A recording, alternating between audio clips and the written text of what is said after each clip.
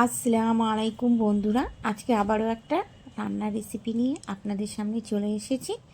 তো বন্ধুরা, কাছে দূরে দেশ বিদেশে যে যেখান থেকে আমার এই ভিডিওটা দেখছেন সবাইকে আমার অন্তর থেকে অনেক অনেক ভালোবাসা।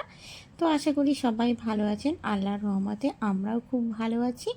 তো বন্ধুরা, প্রতিদিনের মতো আজকেও সেই ঘরোয়া রেসিপি নিয়ে আপনাদের সামনে চলে এসেছি। হাতে যদি 10 মিনিট সময় থাকে তো চিকেন কারি রেসিপিটা একবার এইভাবে বানিয়ে দেখতে পারেন। এটা কিন্তু গরম গরম ভাতের সঙ্গে, রুটি, লুচি, পরোটা সব কিছুর সঙ্গেই কিন্তু খেতে দুর্দান্ত লাগে। তো আমার এই রেসিপিটার একদম শেষের লুক প্রথমেই আপনাদের সামনে তুলে ধরেছি। তো আপনারা পুরো ভিডিওটা দেখতে থাকুন। তো চলুন বন্ধুরা, মূল পর্বে যাওয়া যাক। তো এখানে আমি 700 গ্রাম মতো চিকেন নিয়েছি। আর চিকেনটাকে আমি আগে থেকেই পরিষ্কার করে ধুয়ে জল ঝরিয়ে নিয়েছি। জল ঝরে যাওয়ার পরে তারপরে আমি এখানে একটা পাত্রে তুলে নিলাম। আর চিকেনটা একদম সাদা ধবধবে হয়েছে, একটু এতটুকু গায়ে রক্ত লেগে নেই বন্ধুরা। তো এরপর আমি চিকেনটাকে একটু ম্যারিনেট করে নেব। তো প্রথমেই দিয়ে দিলাম একটু লেবুর রস,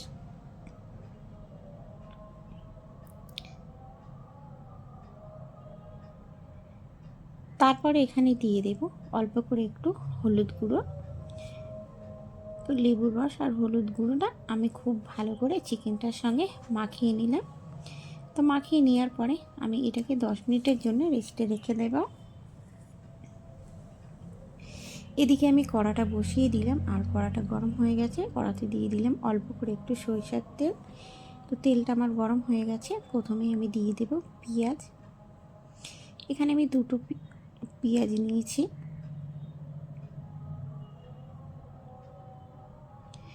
আর 3টে চিরা কাঁচা লঙ্কা, একটা টমেটো দিয়ে একটু ভালো করে নাড়াচাড়া করে নেব।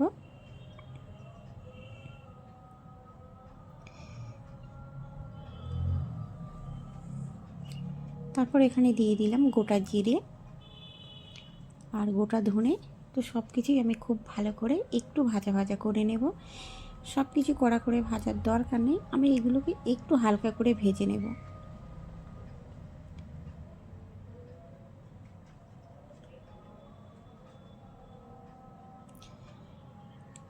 এগুলো আমার এদিকে ভাজা হয়ে গেছে। এরপরে এটাকে আমি নামিয়ে নেব। নামিয়ে নিয়ে একটু ঠান্ডা করে নিলাম। তারপরে একটা মিক্সারে বোল্ট নিলাম, সব মশলাগুলো মিক্সারে বোল্টের মধ্যেও দিয়ে দিলাম। তো এখন আমি এটাকে একটু পেস্ট করে নেব।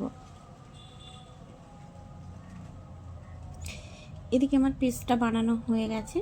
তো ওদিকে আমি আবারও ওই কড়াটাই বসিয়ে দিলাম, আর কড়াতে দিয়ে দিলাম পরিমাণ মতো সরিষার তেল। তেলটা আমার গরম হয়ে গেছে। তো চিকেনগুলোকে আমি একটু হালকা করে ভেজে নেব।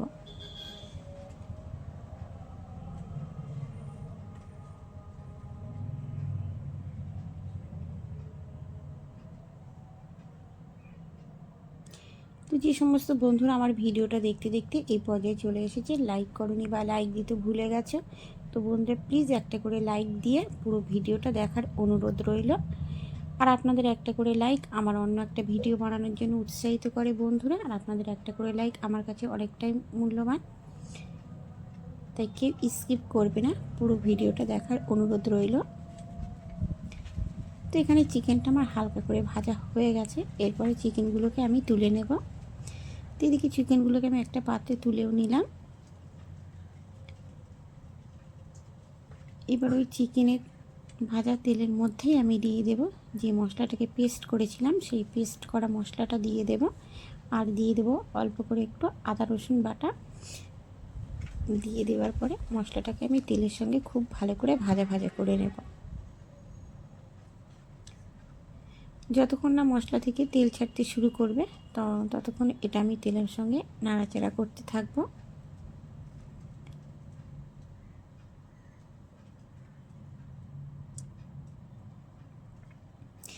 এদিকে মশলাটা আমার খুব ভালো করে ভাজা ভাজা করা হয়ে গেছে। মশলাটা দানা দানা হয়ে গেছে দেখুন বন্ধুরা, আর মশলা থেকে তেলও ছাড়তে শুরু করেছে। তো এই পর্যায়ে এখানে আমি দিয়ে দেব গুঁড়ো মশলা। তো এখানে দিয়ে দেব আমি হলুদ গুঁড়ো, আর কালারের জন্য দিয়ে দেব কাশ্মীরি লঙ্কার গুঁড়ো, চিকেন কারি মশলা, স্বাদ মতো লবণ দিয়ে দেওয়ার পরে মশলাটাকে খুব ভালো করে আমি কষিয়ে নেব। মশলাটা আমার খুব ভালো করে কষানো হয়ে গেছে। এরপরে দিয়ে দেব আমি টক দই। টক দইটাকে জল দিয়ে গুলে রেখেছিলাম, সেটাকেই দিয়ে দিলাম। দিয়ে মশলাটাকে আমি খুব ভালো করে আরও ভালো করে কষিয়ে নেব। তো মশলা থেকে কিন্তু আমার তেল ছাড়তে শুরু করেছে। মশলাটা যত ভালো কষানো হবে এই চিকেনের এই মশলাটা কিন্তু ততটাই খেতে ভালো লাগবে। তো তারপরে যে চিকেনটাকে আমি ভেজে তুলে রেখেছিলাম সেই চিকেনগুলোটা দিয়ে দিলাম। দিয়ে মশলার সঙ্গে আমি খুব ভালো করে নাড়াচাড়া করে নেব।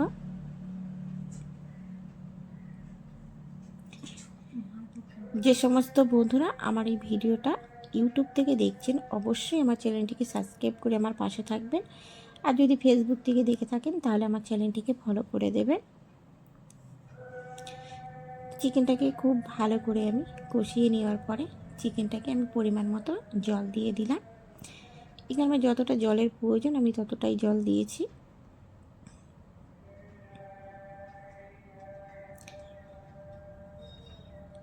এখানে কিন্তু চিকেনটা আমার একদম সিদ্ধ হয়ে গেছে আর জলটা অনেকটাও কমে এসেছে।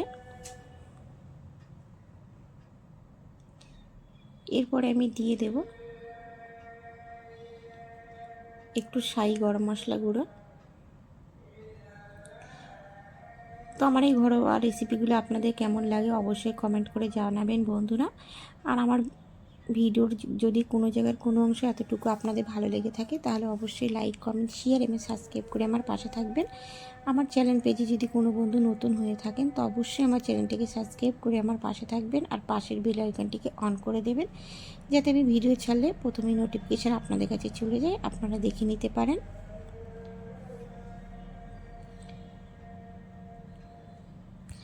আর আপনাদের যদি আমার রেসিপিটা ভালো লাগে তাহলে অবশ্যই বাড়িতে একবার এইভাবে ট্রাই করবেন।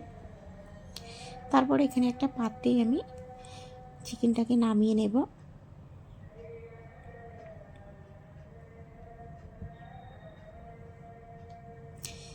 তো দেখা হচ্ছে অন্য কোনো রেসিপির সঙ্গে। ততক্ষণ আপনারা ভালো থাকবেন, সুস্থ থাকবেন আর সাবধানে থাকবেন। আজকের মতো আল্লাহ হাফেজ।